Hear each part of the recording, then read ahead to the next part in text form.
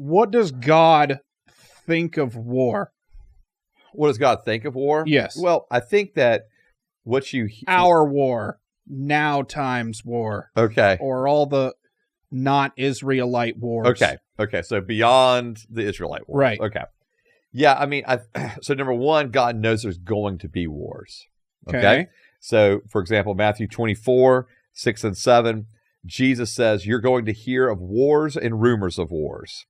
And you see that you are not alarmed because these things must take place. But the end is not yet. For nation will rise up against nation, kingdom against kingdom. And so there is this, God knows that wars are going to happen. Okay. So we're going to hear of wars and rumors of wars. There's going to be these nations going against other nations. That's going to happen. So he knows that. And he knows it's going to happen because, like what we just said in James chapter 4 hey, in James 4, it says that, what is the source of wars? Well, it comes from the passions of within, that you desire and you don't have it, so you go to war. And that's not bad, according to no, God? I'm not saying it's not bad. What I'm saying is this is the reality of why he knows humanity is going to engage in war, okay? So the first thing, when you ask me about what does God think about war, my first just statement is he knows it's going to happen. Okay. He knows humanity is going to engage in war.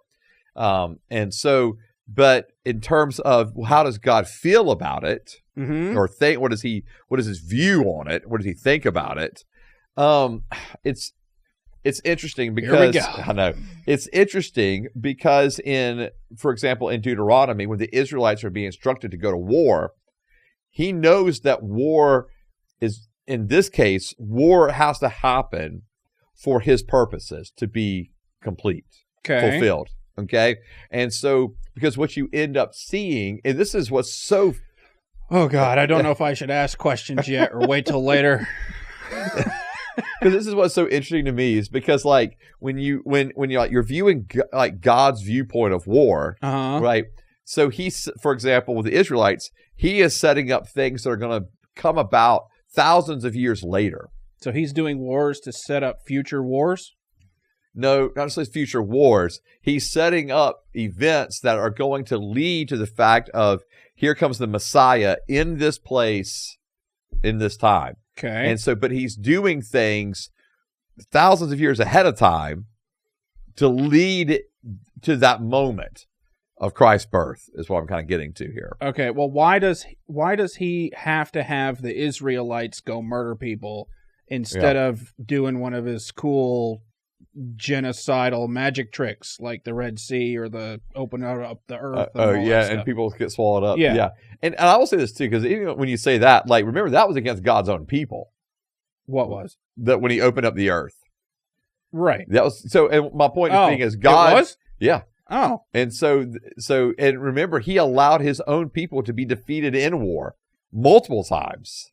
And so they lost in the Battle of Ai in the book of Joshua.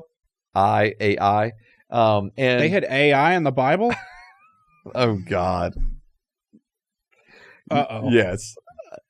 Yeah. Oh, Lord. Anyway, we'll talk about that later. No wonder they had wars. But there's also, he allows Israel to be overthrown by Assyria. He allows Judah to be overthrown by Babylon. And so even his own people are defeated in war. Okay, well, that doesn't answer the question. Okay, you're right. All right.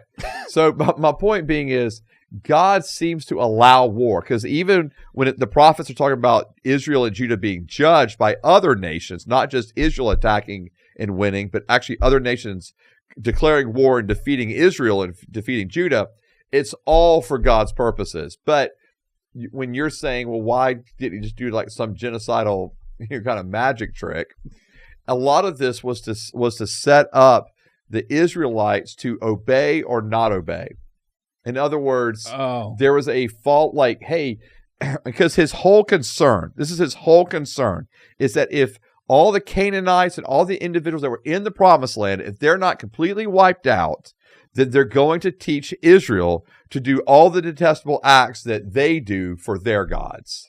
Oh. And that is his point, and that you're going to sin against the Lord your God. How come the Israelites, like, It seems like every time there's an idol or another god, real God is just like, well, if they ever see that other thing, they're all gonna start worshiping that thing. Like, how do the Israelites? Why are they so stupid?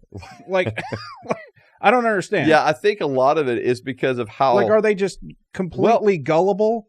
I don't know if it's necessarily gullible as much as it is once you start intermarrying and intermingling in other cultures and societies, it's the idea that, maybe there are more gods than just our God. Maybe, these gods don't have these moral standards that this God, our God, does. So therefore we can engage in all of these other things we want to do. Okay. Because those moral standards are not there.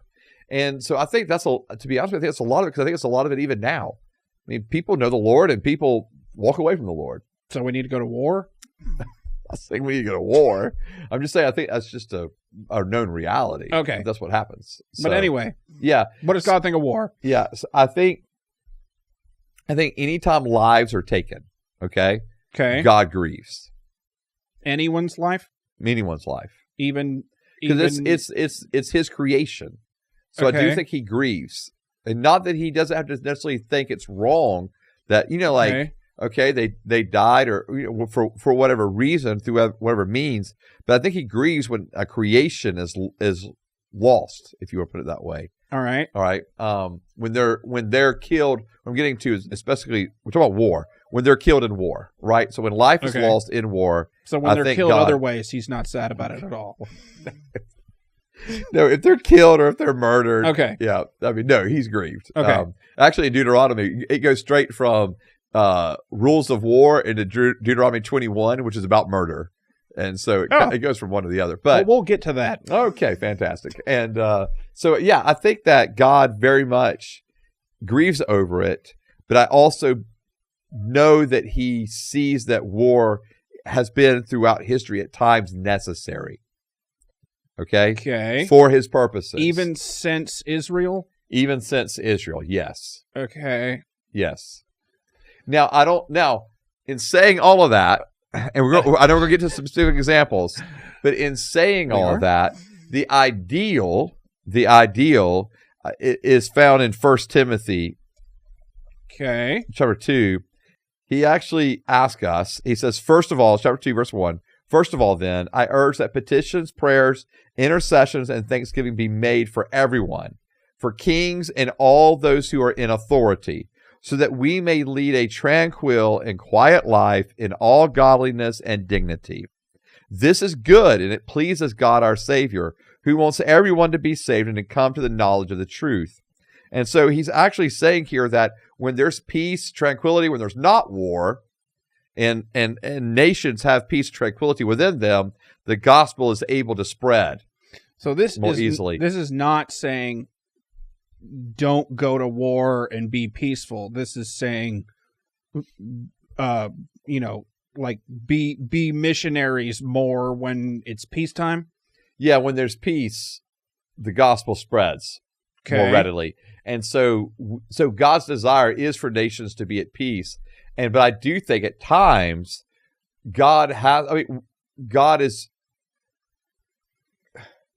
war has to occur to stop evil. Okay. And I do believe that. Okay. Evil according to who? I know. And so, but and the prime example of this, right, is World War II and Hitler and, where Germany and their allies are the aggressors. Do we all still agree about this one? Man, I hope we agree about this one.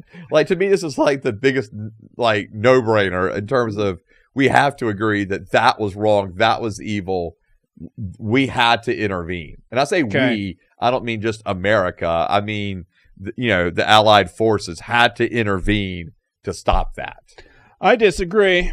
Well, it's fine, I guess. No, we all better agree about that one. Yeah, to me, that's again. And then I think there are others that are not good. Yeah. Which one? I mean, I think for me, the classic one on this one is Vietnam. Oh, okay. Yeah. Like I don't think we ever should have been in Vietnam. And that's I don't even know where it is. Well, at least you're being honest. Okay, so and I think for me, and this is what's so hard about it, is because you had so many men and women killed in Vietnam, you know, and so I don't want to say that it was I don't want to make light of it, because the desire was to quote unquote protect freedom, right? Okay, and to protect others, but it was just one of those wars that we were never just fully vested in. You know, like we were just never fully in, and so when we were never in. And it just was costing us so much life. And then you end up pulling out and nothing was gained because of it. Do we all agree about that one? That we shouldn't have gone? I'm sure I don't think that was as near as clear cut as World War II. World War II. Okay. Yeah. Hitler was pretty bad. I mean, Hitler was bad, man. Yeah. Like that had to happen. And so in terms of war, had happened. So my point being is, I think God feels that, I think God can look down and go, that war is necessary, you know, but I don't think every war is. Okay. So, yeah. And I also don't want to try to pretend to sit up here that I know which ones are and which ones aren't. Right. That's a later question also. Okay. Well, very good. We'll get to it then. Maybe I'll be ready to answer it then. Yeah. So we'll see.